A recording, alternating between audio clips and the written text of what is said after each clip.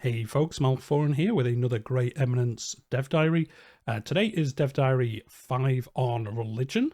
Before we start, I just want to say thanks to everyone who's watched the videos so far, subscribe to the channel and hit that like button. It does help more than you probably realize in helping other people discover the channel and the Dev Diaries and things like that. So it's much appreciated. Let's just get to it. So today's Dev Diary is all about religion, as I said. It's just going over the doctrines, stances, how religions are going to work in the game. It's very similar to like EU4, Crusader Kings 3 kind of mechanics. As we get through it, you'll kind of see those common trends, I think, which makes sense. The game is being mainly developed, I think, by modders from those two Paradox games, so it kind of makes sense that a lot of the mechanics are kind of similar-ish, but it will help having that kind of base, almost like knowledge, I think will help people kind of get into the game when it comes out. Well, that's what I think anyway, so yeah, we're just going to get to it. As always, leave a comment down below if you want to talk about anything in the Dev Diary. In Grey Eminence, religions are not monolithic. Instead, they are a collection of individual denominations with a shared common belief. For example, Christianity is a religion with a lot of denominations, and while all Christians believe in an Abrahamic God, there are very little agreement on the finer details. So it's one religion, but it has got all those different branches that generally don't agree with each other, apart from like the top, you know, there is a God, and everything else can be a little bit of a disagreement here or there. The majority of religious game mechanics are expressed at the denomination level. Each denomination is defined by its combination of doctrines, stances, and idiosyncrasies. Normally, the combination doesn't have to be unique, though you'll see why that matters a little bit further down. So yeah, we're just going to run over the doctrines, all these different things, and then obviously at the end there's going to be a little bit about modding as usual. Each denomination has a set of doctrines which defines its overall structure and high-level mechanics. You can think of doctrines as a building block of a given denomination. All religions have access to the same type of doctrines, though most have restrictions on which doctrines they can select. So yeah, it looks like basically different religions have like the same kind of options, but obviously to differentiate them, they're going to have, you know, one will like this, one will like this other thing. Very similar to CK3. I think if you play CK3, you've probably seen these kind of mechanics. Doctrines control everything from how the denomination's clergy is organized, its theological foundations, which genders are allowed to be in the clergy, whether the clergy can marry more. We won't go through all doctrines now, just the important one, namely clerical structure. So as always, they're going to just give us the high level readout of what it is, and then future dev diaries I think will go into more and more detail.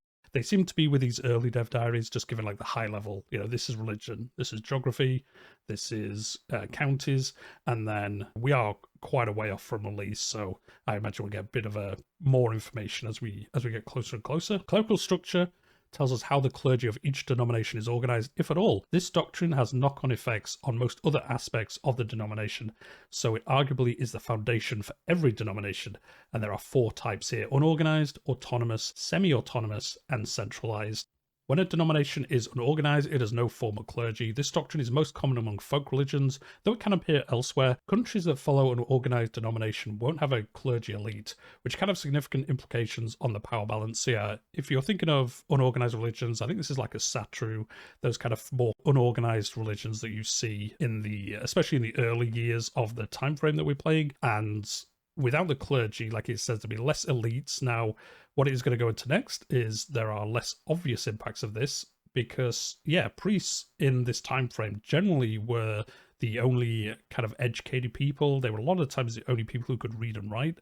So this is already showing that if you have pre-industrial societies without a clergy elite, it can actually affect how basically educated your realm can be, because there aren't that core people who can read and write. And although historically they didn't teach lay people how to read and write, I think just that kind of general dissemination of knowledge obviously won't be there, because there isn't that central knowledge from a clergy elite that are forcing that, that are pushing that out, even unintended, into your realm. We'll talk about reformations later, but disorganized denominations are the easiest ones to reform, since there isn't any organized religious body that can rise up in oppositions. This is saying you can get a unorganized religion and reform them into a more of a structured religion, and you know, change probably maybe little bits of their belief and what different parts of it can do. Autonomous denominations have a clergy, but it's purely local with no high-tier authority. This usually but not always, will result in weak or a corrupt clergy. Who would have thought corrupt clergy? Depending on the country's investiture law, without any real organised governance, an autonomous clergy is at the mercy of the player and other elites, for better or worse. Examples of autonomous denominations are Shinto and various flavours of Buddhism. So I think this is saying because the priests in your realm aren't centrally governed by someone, it's very easy for like a landowner or something to just go up to them and be like, here's some money, how about you do a favour for me, or we maybe get the poor people to believe something that I want them to believe rather than what's actually the religion. It seems to be kind of roughly what it's getting at there.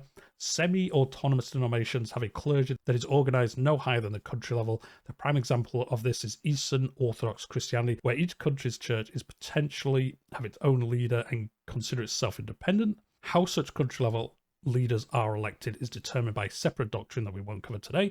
In any case, semi-autonomous clergy elites have the potential for significant power accumulation, and once their power is broken, they won't be able to rely on external authority to get it back. So yeah, this is the Eastern Orthodox Christianity. So I think like the Byzantines had their the Patriarch, whatever he was called, but then also, you know, other realms like Russia, Russian states in the north also followed it, but they didn't follow the Patriarch in Constantinople. They kind of had their own head of religion, although it was technically the same religion.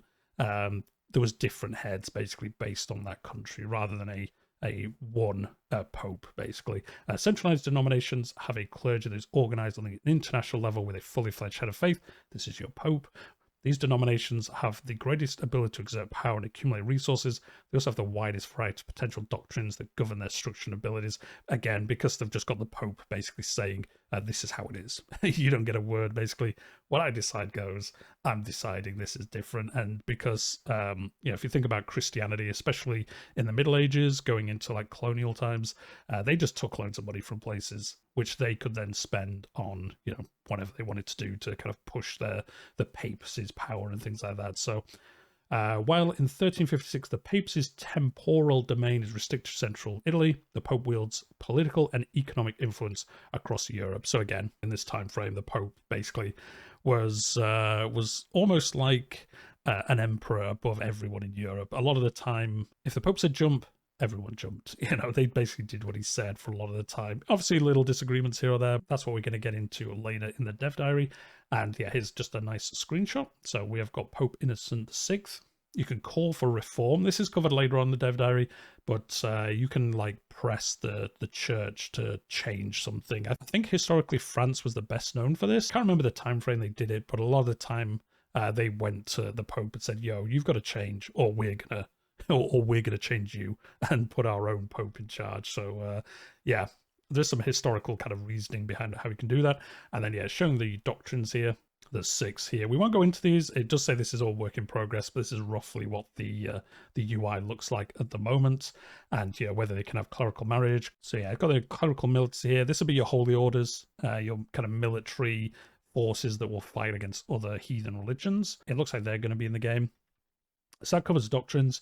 Stances. Historically, one of the purposes of religion was tell you how to live your life. This is where stances come in. Each denomination can have an official stance on a number of social, political, or economic issues. Crucially, individual countries can override them with their own local stances. I imagine that gives you some kind of bad modifier with the head of the religion, if there is one, which reflect traditional, usual cultural practices that are at odds with the denomination's formal teachings. Such conflicts can be resolved in many ways. If the denomination has a head of faith, they might coerce errant countries through political, social, or even military means. So there we go. Or what I was just saying, I think the head of faith can come down and be like, yo, no, we don't like that. And I guess you can decide if you come into adherence or not. Calls to adherence can also emerge spontaneously through local clergy. Conversely, stance conflicts can grow into outright heretical schisms, which we'll go through more later. That is covered later in the dev diary. To give you an example, let's look at the stance on divorce. The options here are forbidden, spiritually approved, and allowed. When a denomination totally forbids divorce, a marriage can only be ended through annulment. This procedure is different from divorce in that it retroactively deems a marriage to be invalid. So yeah, it looks like we're going to have divorces, but also annulments in the game. So yeah, this is where you basically say, oh, that marriage just never existed, and we'll get into the other consequences of that. For a monarchy, annulment can have disastrous consequences. Let's say your ruler decides to annul his marriage and remarry somebody else, even if the head of faith agrees to it, which they might not, leading to a host of other problems. You've suddenly got a succession crisis on your hand. Any children from the annulled marriage would be illegitimate, depending on their personality and resources. They might not take that too well. So it looks like you're going to be able to annul marriages, and that will just sweepingly illegitimize all the people from that marriage. Now, that'd be pretty cool mechanics. If you have a bunch of bad heirs, you know, you could then annul your marriage, marry somebody else, and hope they have better children. And then that could be a way to kind of engineer your realm going forwards. It would be interesting, like it says, like they could then rise up against you and say like, oh, I should have been the heir. And then I imagine you have some kind of civil war. It'd be interesting to see how that works out. Spiritually approved divorce places the process under the control of the clergy, specifically the head of faith for centralized denominations. Depending on their power, the clergy might extract a cost in donations or favors for granting someone the privilege of divorce. So this is probably where you'll go to the Pope and say, I want to divorce this person, and they'll say, that'll be 500 gold, thank you very much. And you either pay it or you deal with the consequences. When divorce is allowed, it becomes a lay affair. This doesn't mean it won't have consequences. The family of the divorcee may well have something to say if the process is fully legal. Again, this is just saying you might divorce someone, their family might rise up against you or cause you some other problems. And then a nice little screenshot of the stances, how marriage is adultery criminal or not, is incest criminal, divorce forbidden, allowed, and all that kind of good stuff. And now we're on to idiosyncrasies. I'm going to horribly butcher the pronunciation of this word constantly, so I do apologize. So far, we've covered the religious mechanics that are shared by all denominations. In contrast, idiosyncrasies are unique mechanics that are usually restricted to certain religions or theological doctrines. They not only give each denomination its own flavor, but also make gameplay distinct. We've got a lot more idiosyncrasies planned than doctrines or stances. Examples include baptism, legalism, human sacrifice, always a good one, and pacifism. All these will add unique mechanics to various aspects of the game. I think this is how they're going to really split off the different religions. Not many religions allowed human sacrifice, but you know, if you do allow it, then it's obviously going to change it a lot from a previous one. Pacifism as well. You know, if you have a pacifist religion, you're not going to be going to war as much, or you will, but you have to deal with the consequences. And then, yeah, they're going to unlock character events, relations, population behaviors. Obviously, I imagine if you're pacifist and everyone believes that, they're not going to like it if you're going to war constantly. An example of idiosyncrasy we'll look at is monasticism, which by default is present for most Christian and some Buddhist Hindu denominations. Countries that follow the monastic denomination can construct monastery buildings in tiles, which can employ monks and nuns. These spiritual sanctuaries can significantly increase the literacy rate of these communities and can accelerate the emergence of certain technologies. So that's cool. I always like this in games if you have technology trees that they're affected by things. So it looks like here, yeah, if you have monasteries, literacy technologies may be easier to get. Makes sense. I always like it where if, say, you have a coastal civilization in a game, they get, you know, shipbuilding things easier. It makes sense, but a lot of games don't do that, and I think it's that nice little bit of flavor that you can have where that's historically what happened. Obviously, if you lived on the coast, you'd know about boats. You know, if you're Switzerland, you're not going to know about boats as much because you don't have to do that. You know more about mountain climbing and chocolate. Additionally, they provide a convenient location to exile your unneeded heirs or defeated political opponents. Everyone likes banishing someone to be a nun, so or a monk. So yeah, it looks like we're going to have that in the game. And again, nice little UI showing you the 6 here that are exclusive to Catholicism. Reformation, heresy, and schisms. So this is the last bit. We've mentioned previously the religions and cultures of Grey Eminence are static. Now we'll give you a bit of an insight on how denominations can change over time, although you'll learn the full details in a separate dev diary later down the line. Fantastic. Reformations and heresy are the 2 ways a denomination can change. They're really 2 sides of the same coin. Both practices aim to change aspects of a certain denomination. This can be any combination of doctrines, stances, and idiosyncrasies. Their outcomes, however, can be radically different. In the event of a reformation, the denomination remains whole, a bit modified. With heresy, an entire new denomination emerges to challenge the previous order. So this is obviously like Christianity had Catholicism as the main one, and then it had a heresy, which was Protestantism. Now, the Protestantism, heresy slash I guess it was kind of a reformation at the same time, also did push the reformation of Catholicism. When they saw the emergence of Protestantism, they did change. They did reform some of the bits in the Catholic Church. Obviously, it didn't work fully. You know, we do still have Protestantism. We have a bunch of different Catholic denominations, but they are the difference. So yeah, Reformation will change a current one into slightly different workings, whereas heresy is a total split. And then we'll get onto schisms in a minute. There are two ways a reformation or heresy can start: top down or bottom up. Top down calls for reform usually originate from people in positions of power, either rulers, head of faith, or members of the elite. That was the button we saw earlier, I think, where you can click it, and I guess you can go to the Pope and say, I want you to change these settings, basically, and I guess they'll agree or they won't. For example, a Catholic king may be so unhappy with the Pope for rejecting his annulment request that he tries to start his own denomination where divorce is allowed. Looking at you, Henry VIII. This is the most well-known version of this happening, obviously, is Henry VIII saying, can I have a divorce or annulment? And the Pope saying no. And he said, well, I'm just going to go start my own religion then, and started Anglicanism. Very similar to Protestantism, I believe. And yeah, that's just the most historical one that probably most people will know of. On the flip side, when multiple rulers or high-level clergy members campaign for the same cause, honest reformation is possible. For denominations with non-centralized structures, the same conflicts can happen at a small scale within the country. So yeah, you can also just have like an upswell in honest reformation where there's no conflict, there's no split. They're just, over time, it will just gradually change to something else.